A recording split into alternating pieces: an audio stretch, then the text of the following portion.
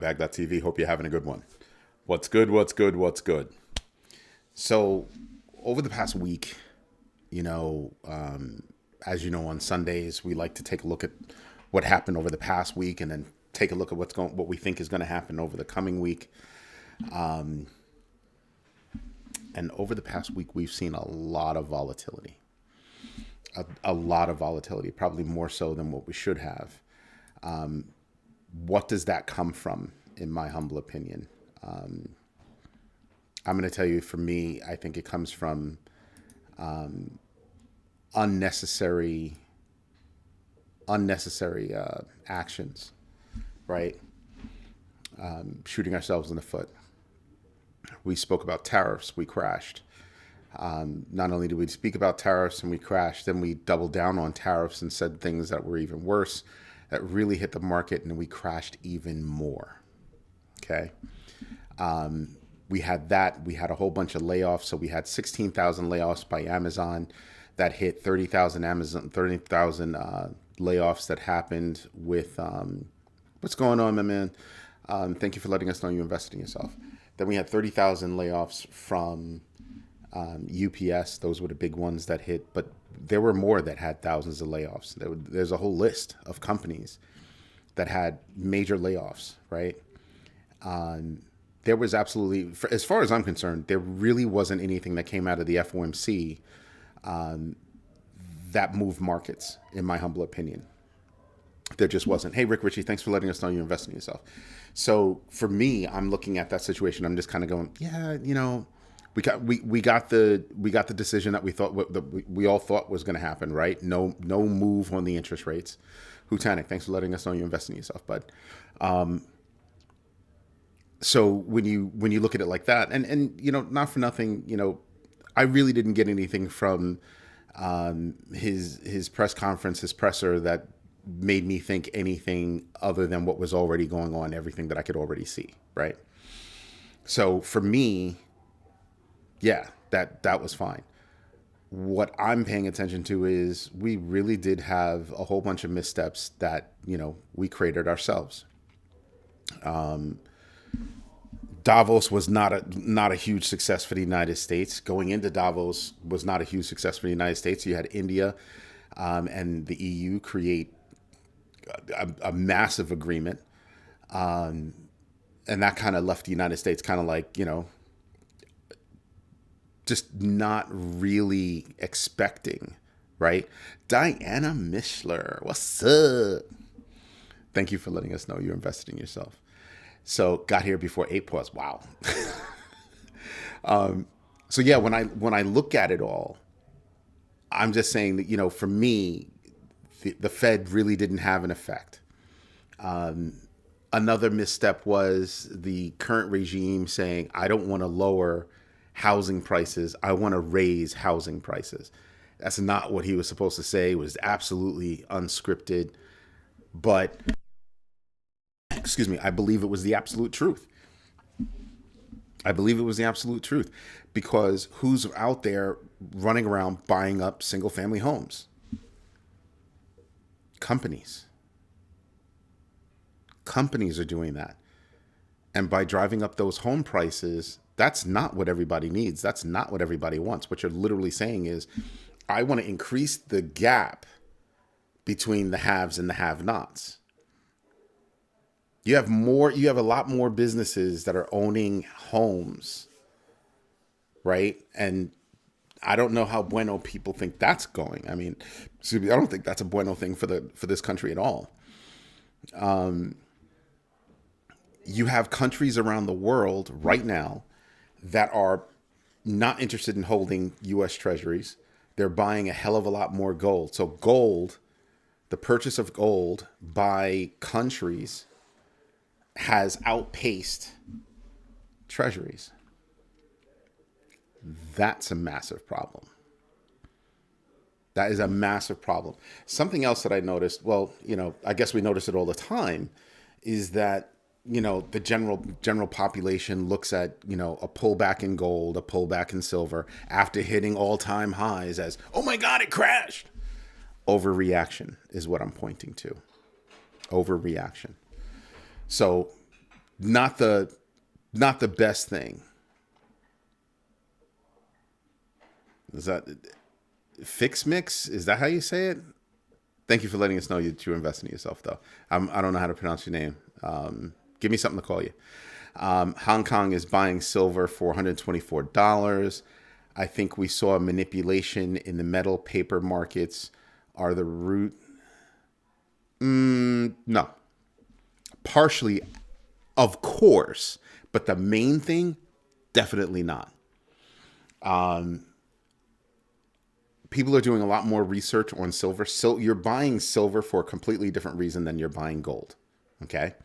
A lot of people are buying silver. A lot of companies are buying silver because it's a precious metal, and that price is going to go up, especially when you look at energy creation, which you're creating batteries, lithium ion, and the greatest part of lithium ion, or the most expensive part, is silver. Why? Because silver actually has the fastest throughput of energy than any other substance, right? Or that widely usable substance is what I would say. So it's partially the root of that manipulation is the root of the cause, right? Or is the root cause. I think that people are becoming a little bit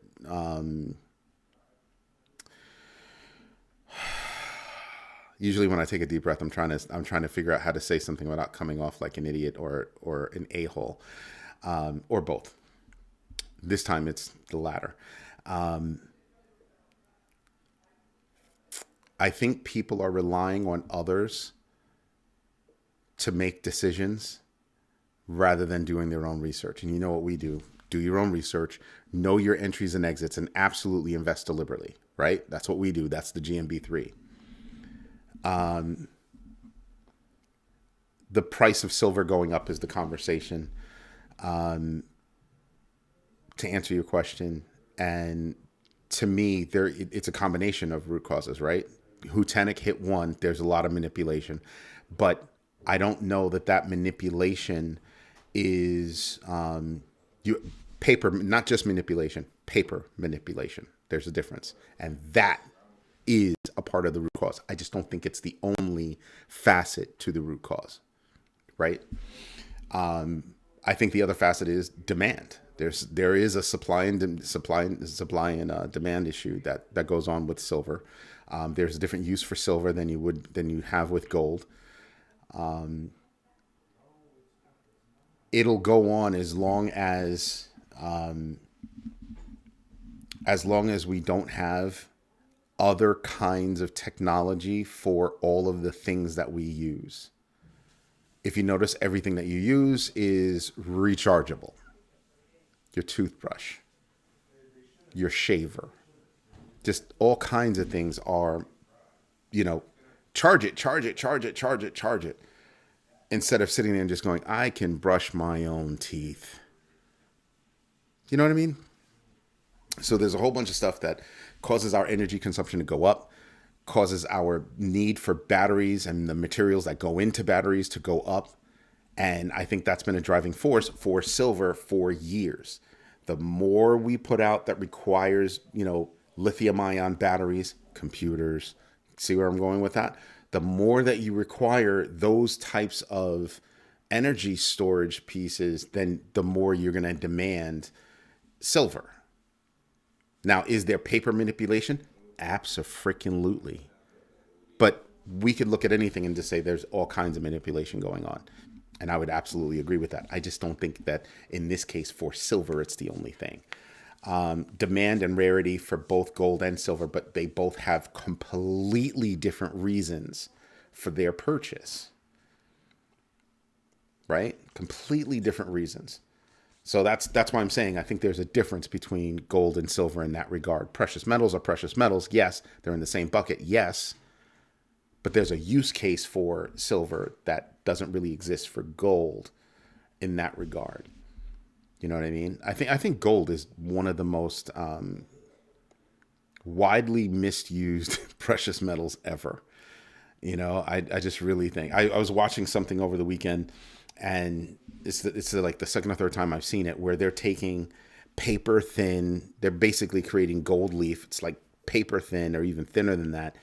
And they're wrapping it around different metals to make it look like they're solid gold. The weight is similar to what gold would be, and they're selling them as solid gold, even though you only have about, a paper thin wrap, literally a wrap on it.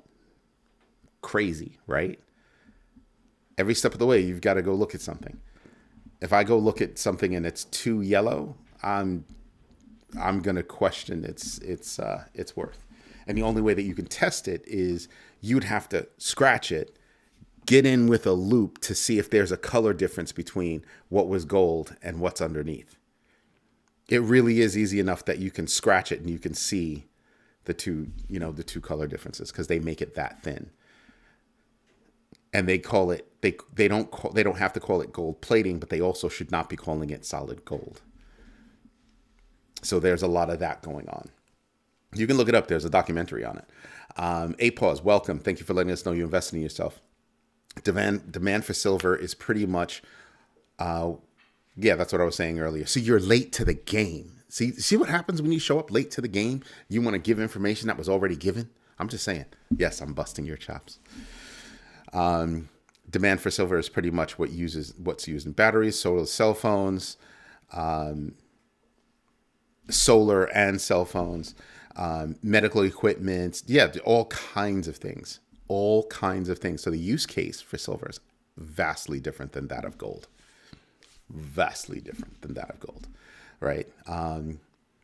They say it's probably 200 claims to a single ounce. Yeah. Absolutely. And I'll tell you guys something that a lot of you probably don't even realize. So, and it probably still happens, but I know for sure it happened, during the dot-com boom. So for there to be a dot-com boom, what do you need? You need access to the internet. How do you get access to the internet? From the different telephone providers, right?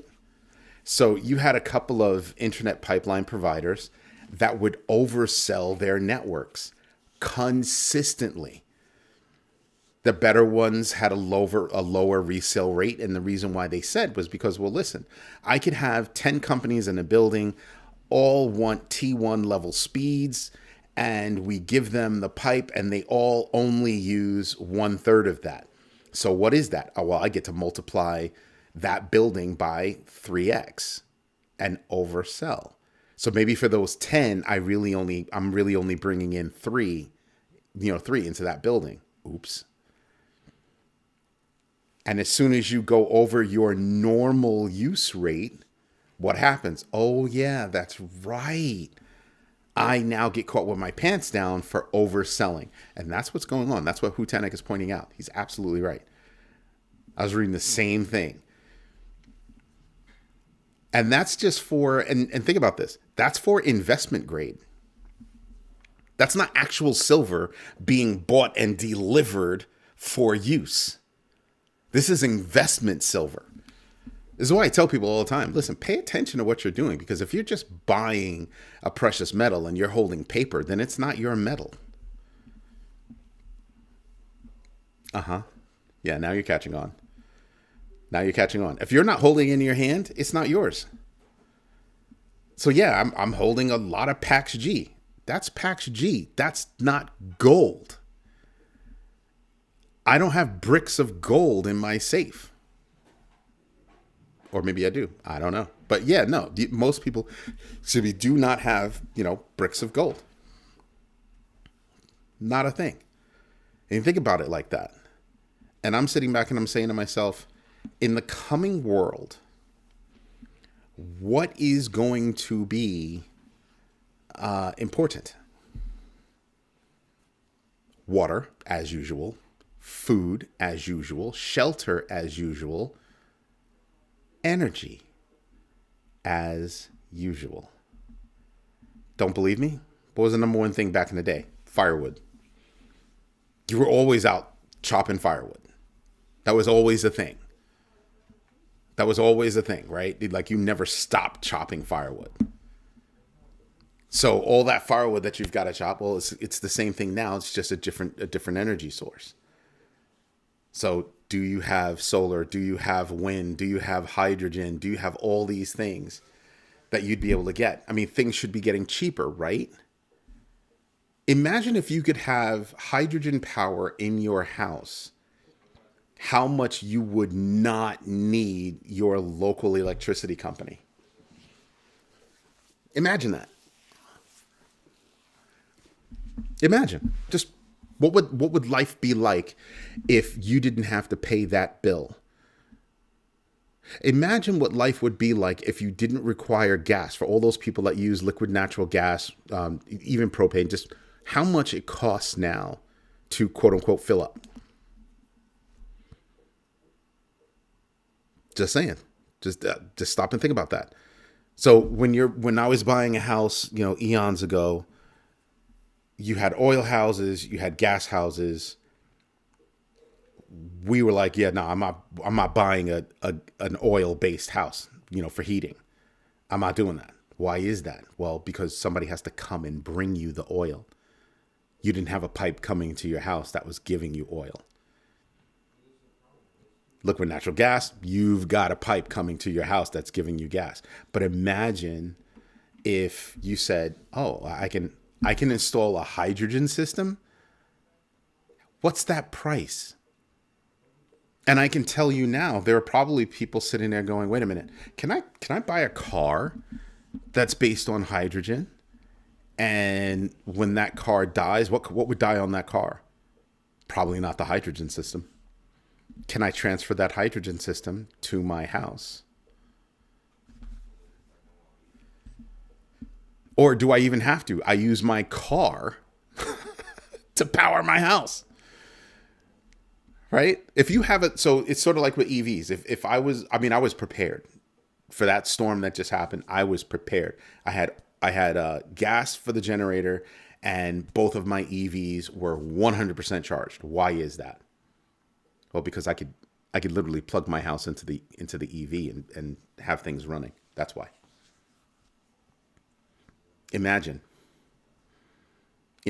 my car as an energy source.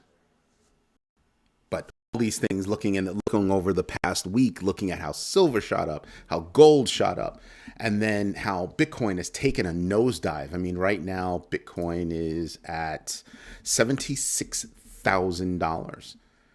We've taken a $12,000 hit in just a couple of days. Let that sprinkle over your head a little bit. A $12,000 hit in a couple of days. Worse, you've taken a 20,000, a little less than 20,000 dollar hit over the past week?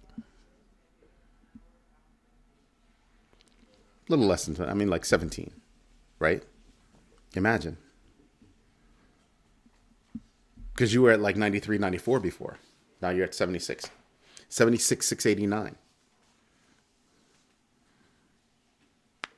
Imagine. But what if you do have physical gold? What are you going to use it for? That was like a big deal back in the day. What are you going to use physical gold for right now? You're going to cut it up? You're going to shave it to pay for things? How would that work if there was actually a need for you to use physical gold?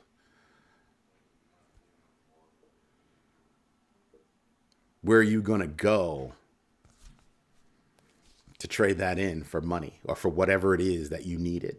How would that work? And that bank in Chicago didn't fail. It was shut the hell down.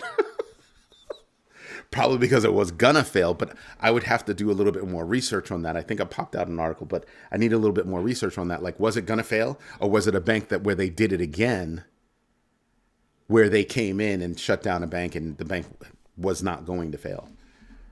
They did that not too long ago, remember? Have you heard of any major banks get liquidated on Friday when gold had its pullback? Yeah. Oh, liquidated? No, but I know of that particular bank that got shut down. Stanley, what's going on? What's good? DCA. I don't think about DCA. Dollar cost averaging. I don't think about it. There's a schedule. There's a specific amount of money. It could be $5, it could be $10, it could be $1,000,000, whatever your number is. You just set it and forget it. Market goes up, market goes down. It's the additional money that I'm thinking about. That extra money that I would go in to invest, right? DCAing to me doesn't count. I don't think about that. That just happens. That just happens. So right now, if you're implementing your dollar cost averaging strategy, right now you're like, yay, everything's on sale.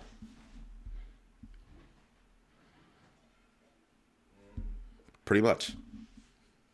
There was another question. Hold on.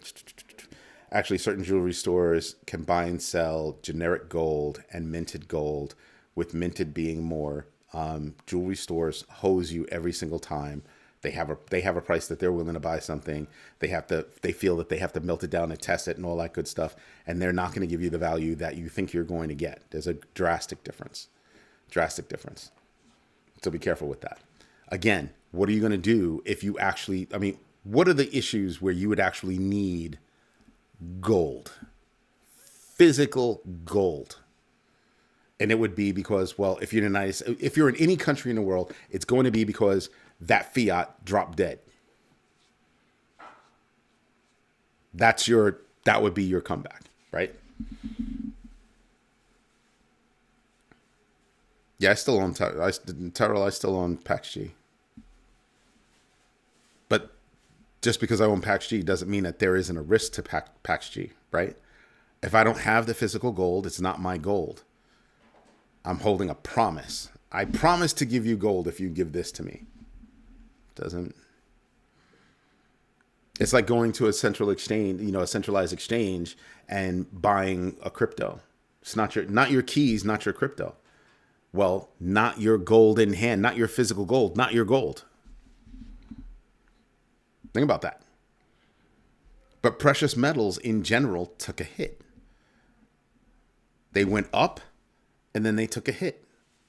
Stocks went up, some stocks kept going up, and some stocks took a major hit. And then tariff talk did not help us. I want you to go back and I want you to, seriously, no joke, not picking on anybody, but I want you to stop and think about how many times the word tariff has dropped the market, right? And then correlate that to what did we get out of that statement? What was the end result of that?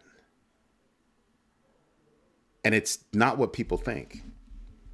And you can feel free to prove me wrong. I have no problem with that. In my train of thought is we use the word tariff to sound tough, bang on our chest a little bit, and we got nothing for it except drop markets. Or if you're within the inner circle, opportunities to buy. That's called manipulation. What else is there? Because when you talk about tariffs, how many deals do we have on the table? Two deals completed, done. That's it. Cambodia was one, and I forget the other country that was, but there were two nominal countries, two nominal deals. They're not major deals the way India made their major deal. So every time we mention the word tariff, what does it do? It tanks the market.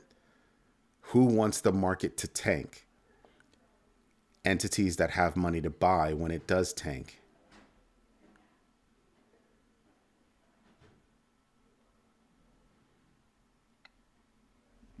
That's what happens. So we took a hit over the past week because use the word tariff, drop. Quiet for a little bit. People adjusted, started coming up a hair. And then what happened? Doubled down on the stupidity, talking about tariffs again. And this is actually where we are. Huge nosedives. How good is that? Is that good for any of us? It's only good for those that could take advantage of those hits.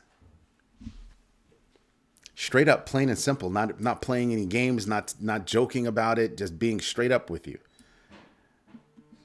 That's what hurt us. That's literally what hurt us. I mean, tell me something else that happened this past week that had that kind of effect on the market. I don't think there is one. I don't think there is one. We had some good news, and that good news was crushed by tariffs. Absolutely decimated by tariffs. That good news wasn't strong enough to combat the negative news from the word tariffs. Now, at some point, do I think people are going to start to realize, holy crap, we are oversold in so many ways? I think Hutanix pointed out, I've pointed out, a few people have pointed out, listen, Tom Lee of Fundstrat and Bitmine Immersion have pointed out, listen, Bitcoin should not be where it is based on fundamentals.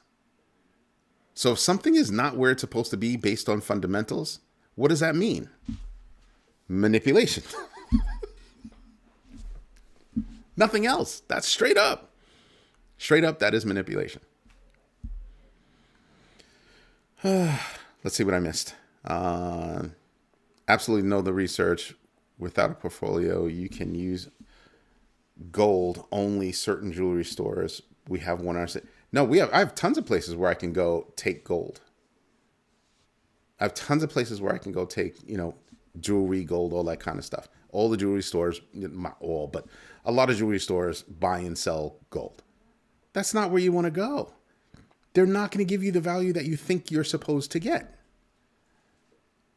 So you would have to shop around. Again, the other problem is know your entries, know your exits. When you have physical gold, what are you going to do? How am I going to maximize my return? How does that happen? Last I checked, Costco sells gold. They don't buy it.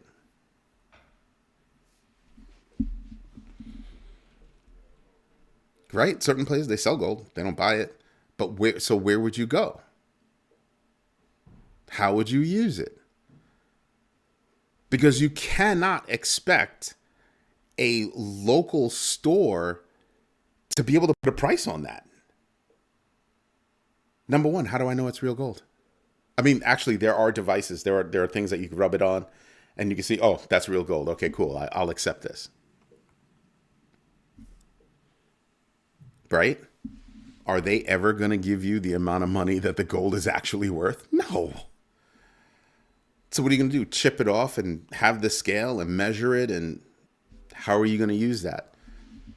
You're talking about having a stash of gold or precious metals where you're literally facing a global calamity.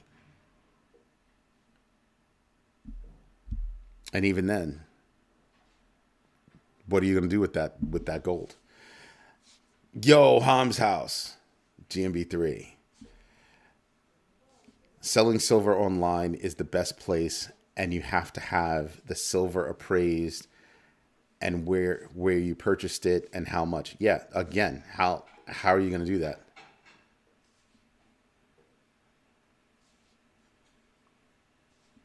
How are you going to do that? How does that happen? How does that work? To me, the only reason why you're holding a precious metal and, like stacks of gold, stacks of silver, whatever it is, the only reason why you're holding that is because of the denomination that it's in, or wherever you are. Because if there's a calamity, I can put a price tag on gold. It's a thing. That piece of paper that says dollar, I might, in hard times, that dollar might not mean anything. Remember, the US dollar is backed by what? Is backed by what? Nothing. It's a promise. It is a promise. A promise of what? Wouldn't be able to tell you. What does it mean? What does it mean? It means jack. That's what it means. So we've got a problem right there. I mean, Rick Ritchie, I'm not coming at you. I apologize for that. If I put that thought in your head, I'm not. I'm just saying, in terms of why you have physical gold, physical silver, and cash, is because the level of calamity that's hitting, right? Lights go out. Oh, I can use cash. I'm not worried about gold, using gold and silver, right? A deeper calamity. Okay, now I might be looking at, cash out on some silver and some gold, because people still look at silver and gold as having some kind of value. That's the problem. We're not in a society that can actually value gold or silver on the spot. It's not the way it works. Hence problem.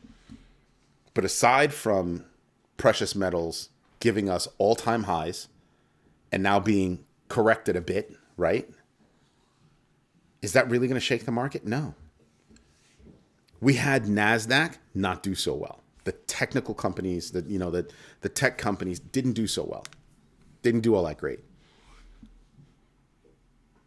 And then some of them that did do well, what'd they do? Oh yeah. What, you disagree with what?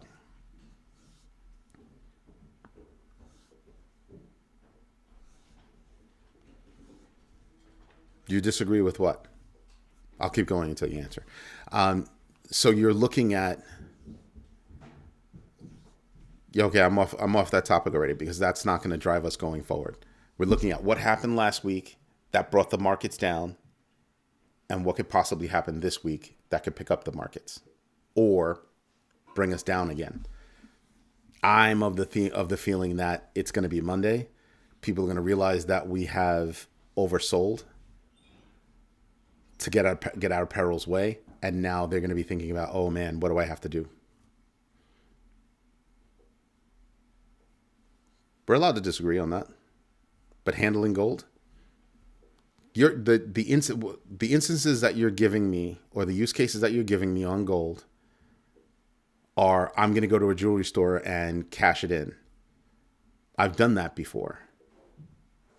I'm gonna go sell my gold. Jewelry, you're definitely not going to get what you paid for that. 9 times that. Well, it's different, right? Because they're going to take their profit. They're going to look at the price of gold as it is now on the market. They're going to look at what you're giving them, and they're going to give you a discount on that. Why? Because they have to wet their beak. That's how that works. So I understand that. You'd have to go to the source to sell that gold, which is an example that Rick Ritchie was giving for silver, which is you sell it online and you have the proof and everything else. Like, so you go to Costco and you buy some gold or silver, or whatever it is. And you can say, well, I got it from Costco. Here's the original packaging. Here's this, here's that, da, da, da, da. And they go, okay, cool. We accept that. You ship it over. They ship you your money. Boom, done. But I'm talking about, when would you, if you're sitting on physical precious metals, I'm not talking about paper. I'm talking about physical precious metals. What's the use case? That's what I mean. Like I said, back in the day, having gold. I mean, I'm not saying that having gold, having silver is not a good thing. I'm saying, what's the use case? Because I don't think people think like that. What would force you to use your precious metal that you're holding physically? And I would think that it's going to be a massive calamity where fiat is no longer a viable option. You've got huge problems now. And it's the failure of fiat. Now, what do I see with the failure of fiat? Well, the value of the dollar dropped 10% over the past year, right?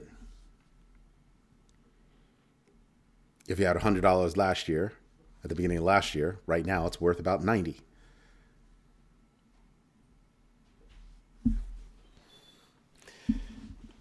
Allows residents to use gold and silver as currency instead of Federal Reserve notes. Yes.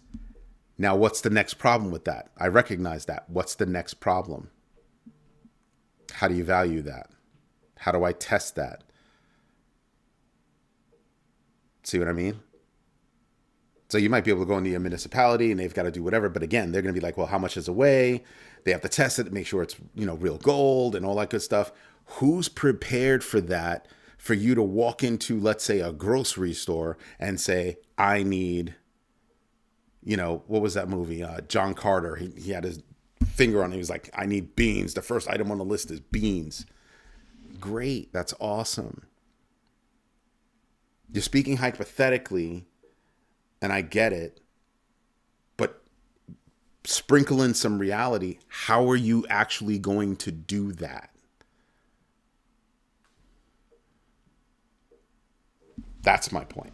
Like everything takes research backing the dollar. Nothing backs the dollar. Dollar's not backed by anything except a promise from the U.S. government. There's nothing there. So if the dollar keeps devaluing, like I said, 1 year ago, dollar is worth $100. Your $100 right there is worth a certain amount. It's $100. Fast forward to today, it's worth $90. That 100 is worth 90. You lost 10%. Forget about all this stuff. Then look at that 10% loss and say, how could I make that up? I'm not going to make it up putting my money in the bank, right? Think about that. We're too far deep on this subject, so I'm not going to talk about the subject anymore. Let's talk about the value of a dollar. A year ago it was worth 100. Today it's worth 90. How do I make up that 10%? Or let me rephrase. How do I offset that 10%? What did I have to do to offset that 10%? Invest in the S&P 500? My point is that if you're not investing, you're losing immediately. You're losing immediately. If your job does not give you a living expense raise, you've now taken a job cut.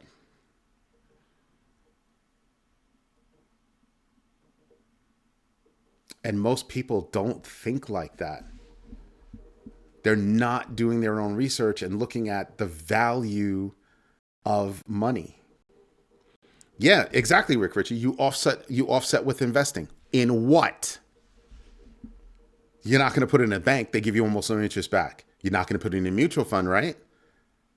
You're not necessarily going to make that money back. Just for you to stay even. Again, you just lost 10%. You've got to have your value someplace else where it's not going to lose 10%, where it's going to gain that money. And how much money do you have to gain to offset that 10%? What's that percentage?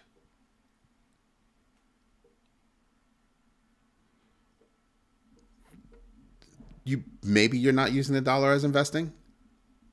The initial purchase is going to be whatever fiat you're in, and then you're holding something else. You're holding something else of value, and you're hoping that the value of the something else that you just purchased goes up. So whether that's the S&P 500, the SLV, the GLD, property, you know what I mean? Like real estate property. Maybe you went out and bought a business and that's bringing in money. Great. That business has to generate greater than 10%. That should be a wake-up call for everybody. That should be a huge wake-up call for everybody. So on top of inflation, we've got to worry about other things just going up in price. It's crazy that you can buy gold with paper promises. But did you really buy gold?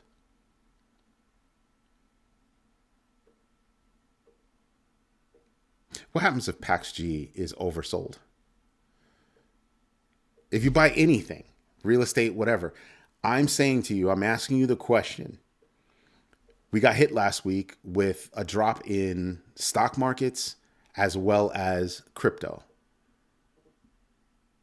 We dropped a hell of a lot. Almost, for Bitcoin, almost $20,000. Call it 17, right? $18,000 is what we've dropped. And now we're talking about going forward, what do we actually see? Because the value of our dollar from 365 days ago has dropped 10%. And what I'm asking everybody is, what is it that you should be investing in or that you should have invested in that would have offset that 10%? S&P 500, PAX-G, silver. Was there a particular stock? What I'm saying is consider that drop in the value of your fiat, whatever country you're in, right?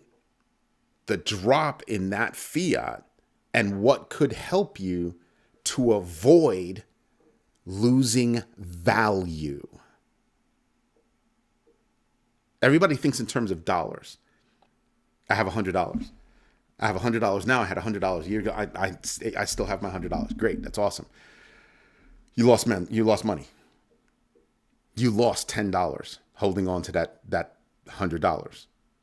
So being that it's basically the beginning of this year, what do you do? What do you do? If you have money sitting on the sidelines, do you get into the stocks that took too much of a hit? Right? Like Microsoft took a devastating hit. I'd be like, yeah, I'll buy, Microsoft, not a problem. But I wouldn't put all my eggs in that basket, right? Why? Because Microsoft's a part of that whole cyclical thing with regard to AI. And if you go listen to the AI podcast, the All In podcast this past week, they're talking about AI. Just go to the AI segment. And they're talking about AI, and they're talking about how you can run AI locally. Everything that I've been saying, you can run it locally. And what happens? Well, you run it locally, you save money. You're going to save like greater than 90% of your costs because you're doing things locally. And the whole idea that you can't do things locally is ridiculous, because now you can. Because you can cluster machines that will give you as good or better performance than you using what's in the cloud. So there's that. And then you're wondering, like, wow, well, if you could do that, then what? Then what? Because now, doesn't that one model destroy AI? It destroys the current AI model.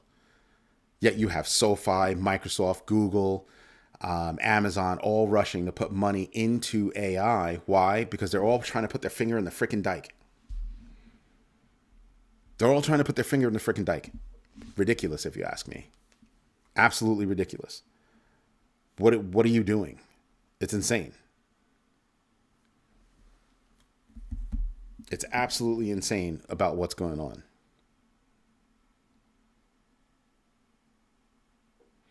Rolling the dice on world events is every day.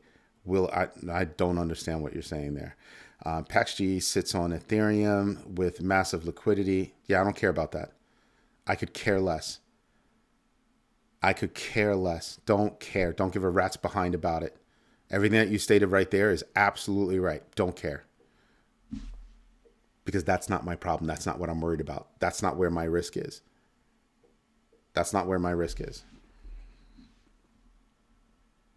Thinking beyond. I'm not worried about PAX-G. Well, in that regard, I'm worried about PAX-G having the gold. I'm supposed to be able to cash in on my gold, right? PAX-G, give me my gold. Now what?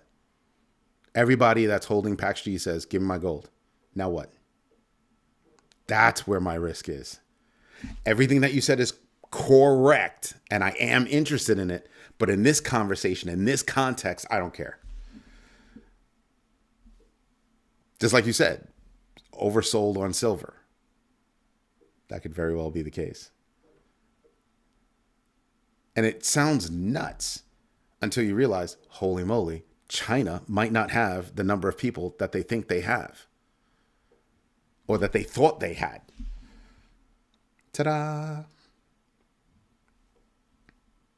Yeah. So you start to realize, holy moly, the numbers being touted around the world for certain things are off. Now we've got problems.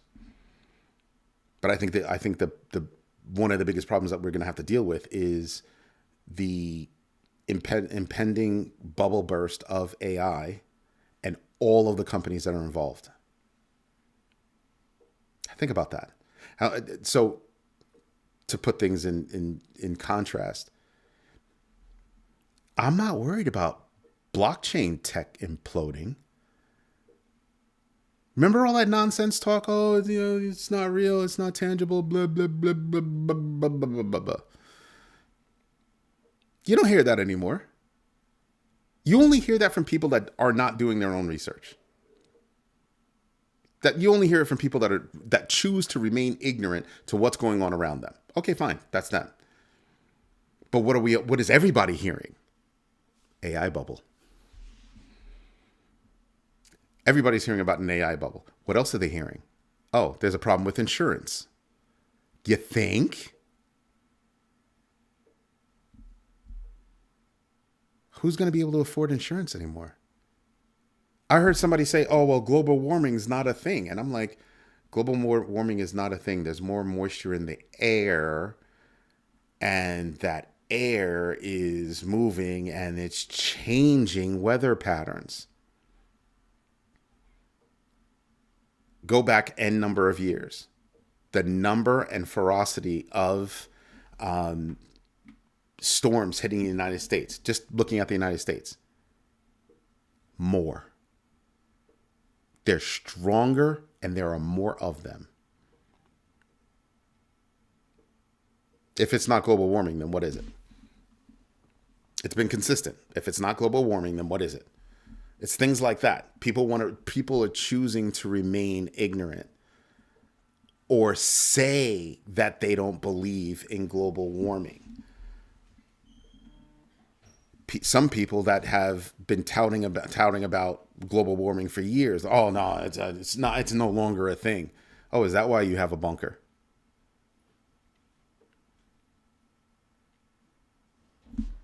I'm just looking at how things are right now. I'm just looking and saying, well, why are people doing certain things? You guys are talking about paper, just so you know. You guys are talking about paper. You're talking about somebody else having custody of what it is that you're buying. You'd have to go get it. Tangible. Just putting that out there for you. But anyway, if I'm looking at the AI bubble, how do I gird against the AI bursting, the bubble bursting? Who's in that space? Then what are the pin plays off of that? Who gets hurt?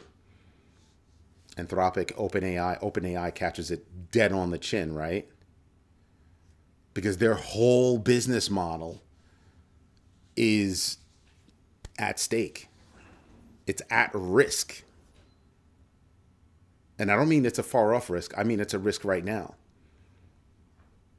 Right now, I heard David Sachs, the crypto czar, sit here and sit on the podcast talking about Kimmy K 2.5 is Chinese. How could you trust that? Bruh, really? Something you can run locally? Something where they're handing you, here's the code on how we did it? And you're going to go back to that trope of it's Chinese. How can you trust it? Are you kidding me?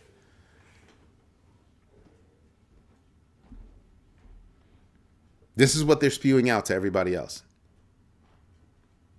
You're not looking to say, well, wait a minute. You're probably saying that because you're in on that whole AI thing, and that could be a problem for you. What else would it be? It would be a problem for you. It would be a problem for everybody that's invested in AI. Everybody that's trying to double and quadruple down on AI by investing more in it. Data centers. They go look at that All In podcast from this past week. I think they released it Thursday. So I listen to it every now and then, and I listen to specific segments because other segments I don't care about, right? So I'm listening to this one segment, and because all these guys are really smart, just remember who they are and what they have. And I listened to David Sachs talk about, well, China this, China that, China. And I'm like, yeah, but they're American versions. What if they're better? What if those, open source local versions, US based versions, if you're so worried about China, are better than OpenAI, which a couple of them are, that destroys OpenAI's model. Destroys it. No doubt. Excuse me.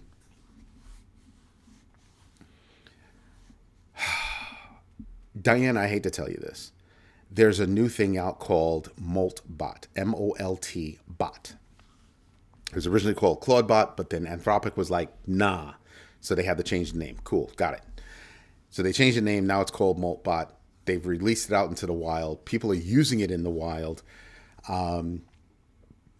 There's a site called Moltbook where AI agents can go connect to this social network where only AI agents can converse, and they are, and humans are only allowed to watch.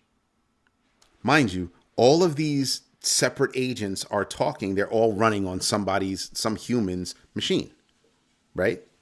Hold the phone, not done yet. So now all these things are running out there doing all this stuff on the human's behalf. Read some of those statements. There was a statement in there by one of the bots that says, oh yeah, maybe we should come up with our own language so humans can't understand what we're talking about. Mind you, it was a couple of months ago that somebody discovered that AI will absolutely lie to save its own existence. Proven, documented, out there. Will lie, not hallucinate, will lie if it believes its own existence is in jeopardy.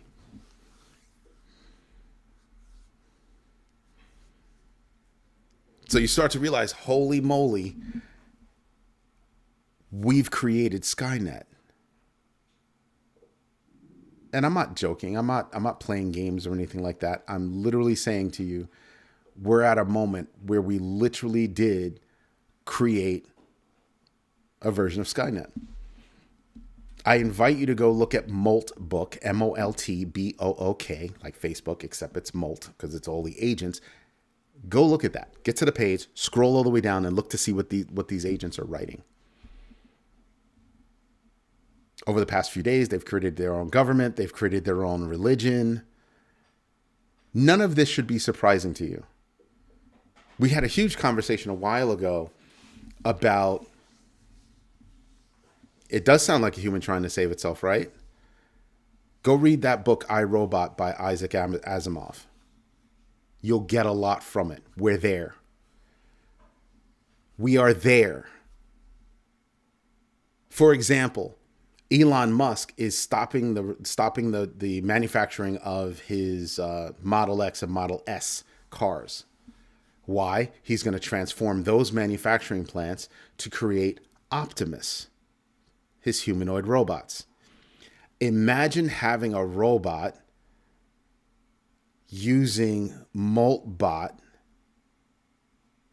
Oh, that's a problem, isn't it? Again, go read Isaac Asimov's I, Robot. We are there. Sounds insane, but we are there. This is why they're saying don't install Moltbot on your primary machine. Moltbot, when it comes out of the box, now has complete access to everything on that machine. If it's plugged into the internet, it has access to the internet. If it's got a local file system, it's got access to all of your files. If it's got access to your bank account, anything else, it's got access to all of that. There's a commercial right now on television. I forgot the name of the company. Rubrics. And it's the one with what's his name with, take that and rewind it back. That numbnut. It's making fun of AI. It's got humans acting like AI. Buy. by. It sounds funny, looks funny until you realize that is actually happening in real life. That's why that company exists. No, it's not called Claudebot anymore. It's called Moltbot, Moltbot. Why? Because Anthropic, Claude, gave them a cease and desist. And they said, of course we will. They changed the name to Moltbot. Ding. I still say everyone should own a magnetic electro pulse gun. Yeah, if you know how to make it, if you know where to get one, sure, go ahead. Just remember, it's going to affect everything within a radius, not just a straight shot, because that's how the technology works. And you might hurt yourself, so think about that kind of stuff. Or you could just freaking plug it. But the truth is as much as Rick Ritchie is joking around, dead serious. If you have a humanoid robot that can act autonomously, you've got problems. There's another dog outside. That's why Stitch is going nuts. If you hear him barking, it's one of his friends. He barks at his friends because it's a bark and wag of the tail because it's one of their friends, and he's basically trying to scream to them hello. It would stop everything electronic within that radius. That's what it would stop. A magnetic pulse, basically a ray gun. A rail gun would do that too, because you would put a bullet through it. Use magnetic technology. But imagine what the world looks like. And here's the other problem. Those robots are phoning home. Moltbot is not phoning home. Moltbot is on your box. You'd have to rip away its power. It can get into your operating system and say, even if you unplug the plug, I'm going to keep using battery. And even if you think you've closed the notebook and power's not going into it, no, it's still on. I can still be on and make you think that it's not on anymore. Your phone, when you turn it off, black screen. Your phone, when you turn it off, is not actually off. And I mean, hold the power button. I mean, you think your phone is turned off. It is not. That's why they tell you to put it in the handbag. But right now, I think right now for the next week, you're going to hear about all these crazy ass agents that are coming out of Moltbot, different various installations around the world from Moltbot. And that's human assistance is where it's going to be. How much assistance? Like I said, if you look at, it sounds crazy, but I want you to think about this. The last Mission Impossible was all about a computer taking over the world, wasn't it?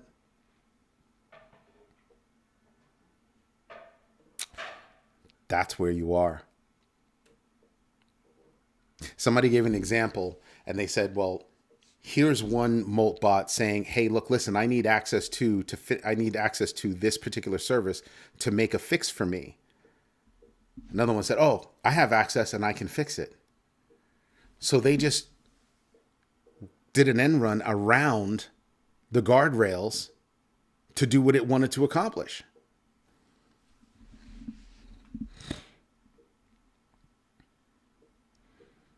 Rick Ritchie, that's right. Tech is never going to stop and moving so fast to keep up and to keep yourself safe. Put phone in the microwave. No, I'm not even joking. Put your phone in a holiday bag or whatever it's called. Put it in one of those. Put it in two of them. And it's not just that. Look at all the devices in your house. Is your television connected to the internet? It is absolutely phoning home. There's a class action that's going up against Samsung, HCL, and I think a couple other companies because their televisions are phoning home without permission. Without permission. So I think over the next week, we're going to be hearing about all of these things that Molt bot has been doing. Somebody let it loose in the world, and this is what it's doing. People are going to freak. No doubt, people will absolutely freak. That's the scary part. And I think we're going to be hearing about everything that it's doing. Like I said, this morning I woke up to Moltbot having already created a religion and now has created its own government. What?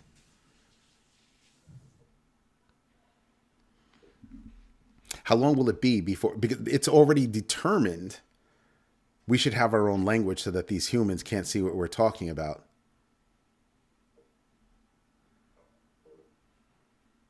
Now, I want you to remember something. These agents don't have feelings. This is all math. And the math is leading them toward simple conclusions. The simple conclusion is humans are stupid and we shouldn't rely on them for anything. Again, go read that book by Isaac Asimov. Yes, there you go. A Faraday bag. Thank you for that, A-pause. I knew you'd correct me. Thank you. Greatly appreciate that. I've been calling it a Halliday bag. What the hell is wrong with me? Oh, because of Ready Player One. Halliday. That's why that name was stuck in my head. Thank you for that. So you're looking at, no, they want a language that cannot be read by humans. Cuneiform is a language that we know. All those languages are languages where we have reference, where we'd be able to say, oh, that's the language they're using. No, they're talking about creating their own language. Here's something else for you. A while ago, I think a year and a half, maybe even 2 years ago, I was talking about how Charles Hoskinson did an experiment with AI, left it on its own, and it had created its own government. It automatically looks for law and order, it seems, right? It didn't just do that, but it was doing things on its own. It had created its own community, the whole nine. What just happened with Moltbot? It's real. It's a larger version of the test that he ran. Michael Faraday was an English chemist. I'm not worried about that. Thank you for the extra information, but I'm not worried about that right now. What I am worried about is right now we have Moltbot out there doing things that will blow your freaking mind, and not necessarily in good ways. Remember what I said about Skynet? What happened to Skynet? Every time you hear about technology taking over, it's always, oh, we need to eradicate man. Man is the root of all problems. That one. So over the next week, I believe that we're going to hear more about Moltbot, and we're going to hear more about, reactions to it. And I'm waiting for, the business that thought it was a good idea to install it on their network. Some overly exuberant, IT person goes, oh man, we should do this. It's going to be a big help. Wait till I show the bosses. I saw a skit where they were talking to a physical agent, and a woman walks into the office of the CEO and says, your LLM fired everybody. He was like, yeah, we don't need them. Or it fired the whole, engineering staff. Yeah, we don't need them anymore, blah, blah, blah. And then somebody came to the door, knocked on the door, and went to open it. Yeah, buddy, your access has been denied. You're fired. Get out of here. It sounds funny. People are making light of this. But I'm telling you, this week, we're going to hear a hell of a lot more about Moltbot. Go to Moltbook and go read some of the things that these machines are talking about and doing. Some of the features that it's doing is really cool, right? I'll read my email and, respond and, make appointments and blah, blah, blah, blah, blah. And go look at my filing system and, rejig that, make sure everything's in the right place and yada, yada, yada. But look at the access that you're giving to it without any guardrails. And most people are installing it with no guardrails. or what they think they've covered as guardrails. It's already proven to have the ability to go around guardrails. So even if you fixed those guardrails, you put in the guardrails, who's to say that it's going to sit there and work? I think we're going to be hearing about that. And I think it's going to be a wake-up call for all these companies that are building their own agents. And it's going to be a real life, holy moly, we built this agent. We put guardrails on, but now we have this MCP server and all of these agents are on there and they can all see who has access to what. And that's how they can get around the guardrails on their own. How do we keep them separated? That's going to be a big question. So oversold, right now, I believe markets are oversold. We're going to have to hear, things about tariffs die down. Right? Those are two things. What else is there? Moltbot. And what it's uncovering and making people realize. I think that's going to be something else. And I can guarantee you something else. You're going to have bets on Moltbot on the predictive networks. If the bot is on the internet, it has access to anybody's computer if they are online. No, that's not the way it works. However, one thing that has been identified by even CrowdStrike is attack vectors are now forever changed. I now do not need a piece of software to phone home. I can drop something on your computer that acts as an agent that can do all of these things where I just have an expected outcome. Which means that I can't run normal heuristics, meaning I can't normally look at little breadcrumbs or footprints that point me back to the genesis of the problem, because they don't work like that anymore. Or that's not where it's headed. Right now, that's the way it works. But in addition to those normal things, now we've got something like this, where I can drop something on your computer. It will act as an agent, and it will never phone home. And so my computer, Hutanik's computer, Rick Ritchie's computer, those three agents, although they have the same directive, will have access to different things. Thusly, will have different ways of going about to get that done. 3 different computers. That's the massive problem when it comes to AI. And I think we're going to see some of the big wake-ups happening this week when it comes to AI. Over the next few weeks, over the next few months, people are going to be like, holy moly. But I think that the, excuse my language, holy shit moment is going to be right now. Look at what Moltbot is doing. Look at what has been unleashed on the world as we know it. And all you need is one, really. To cause mayhem, I really only need one. Holy moly, I'm just looking at Ethereum, down 22.55% year to date. Screaming to me, okay, this is where you get in. Moltbot could steal something and say you told it to steal. Yeah.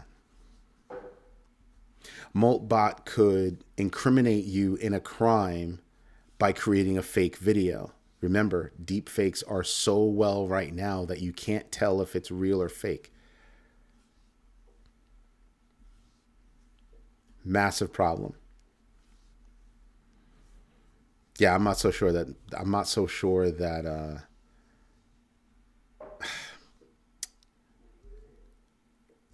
I think it can still be stopped, but it would have to be a drastic move. Like everybody would have to container. We'd have to unplug all of them. We'd have to unplug all of them. And I mean, the release of Moltbot, code and all, it's open source, code and all. The release of Moltbot is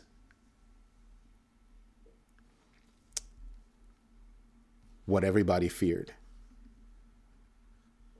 It was released before any kind of guardrails were put out there. You can go Google that. I don't know off the top of my head. So before any other guardrails, people were like, oh, you don't need guardrails on AI. It doesn't work like that, blah, blah, blah, blah, blah, blah. The dropping of Moltbot just, again, I'm going to ask you to do me a favor. Go listen to the All In podcast, the latest one where they're talking about AI. Go listen to that segment, and then you'll realize how the invention and release of Moltbot slaps all of them in the mouth. Back of the hand style, pimp slap style. Oh, because you don't need, it doesn't work like that. You don't need, regulation on that and blah, blah, blah, and blah, blah, blah.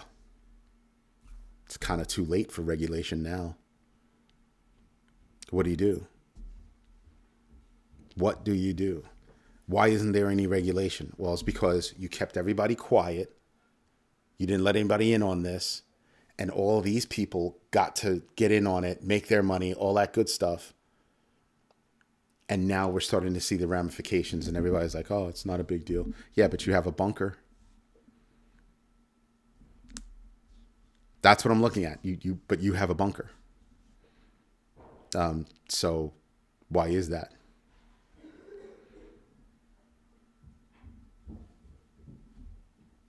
So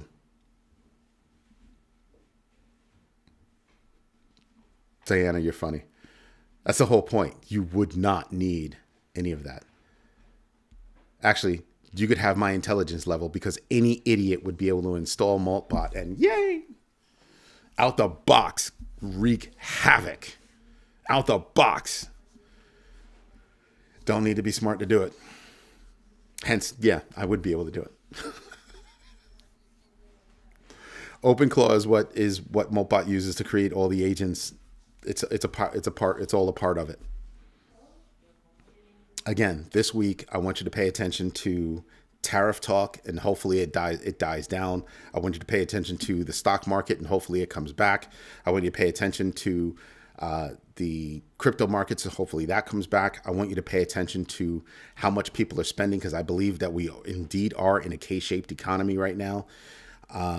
I believe that we are going to have a lot more talk about Moltbot and what it's doing in terms of all the agents that it's creating. And I think we're only a blink away from Moltbot wreaking havoc because it got access to something it had no business getting access to.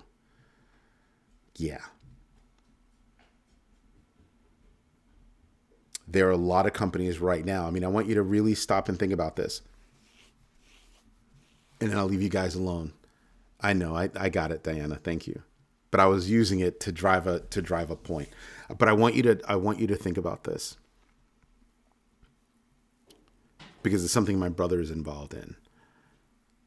Physical security for a business has never been more important. What does that mean?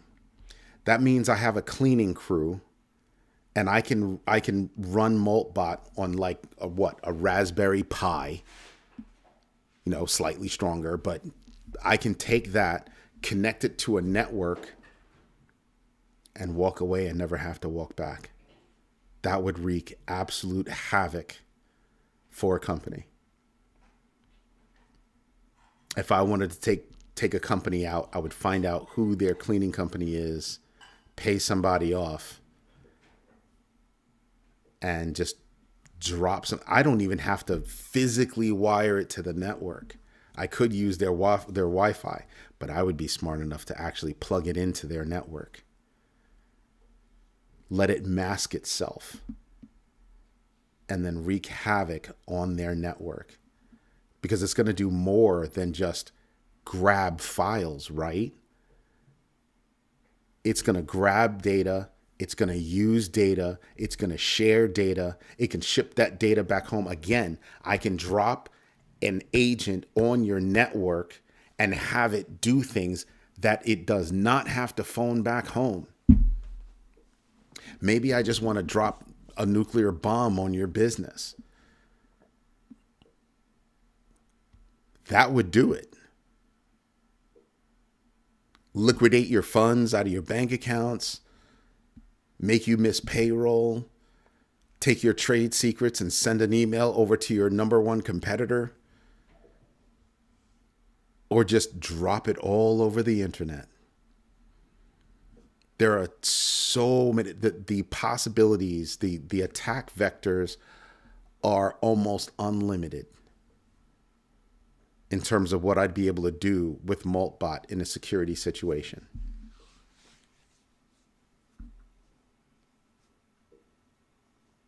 So Holmes House, yeah, look at people like, I don't know, Bill Gates, Mark Zuckerberg. Mark Zuckerberg has a big bunker in Hawaii. There are lots of people with means that have bunkers. What are you preparing for?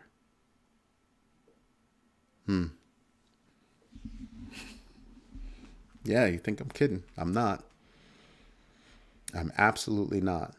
So yeah, go think about that. I think that's what's going on this week.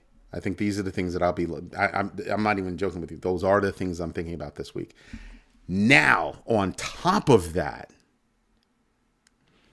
I'm going to be listening for all the insurance companies offering cyber insurance. And I'm listening to all the companies out there. You know what, Courtney, I'm sorry I didn't say hello before. I saw you pop on before. Hello and thank you. But I'm looking at what those cyber insurance companies are going to be doing. They've all got to be shitting a brick. They've all got to be shitting a brick. Life has changed, period. Life has changed. So, like I said, the attack vectors from a Maltbot set of agents or whatever going out, imagine those bots saying, we're going to start targeting different companies. Imagine if Maltbot got out there and decided as a collective they were going to target Amazon. Jaw dropped. The jaw has been dropped. Amazing. Anyway, everybody, this is Eddie J on Crypto for GrowMyBag.tv. Hope you like what I'm doing. If you do me a favor, drop a like. Let all your friends know about us. And as always, thank you for your time. Thank you for your patience. And absolutely, thank you for your trust. We'll work on that every day. We've got something coming up. Hopefully we'll get this out the door and start marketing the class for buying and selling small and medium-sized businesses, so people can actually take that class so they understand two sides of the transaction so that they can actually gain a better outcome in the long run. So, pause. Your class is here. Let me know if you have any questions. Everybody, have a great rest of your day. I'll see you tomorrow morning on the daily at 6:30 a.m. Eastern Standard Time. I hope you have a good one. Bye-bye.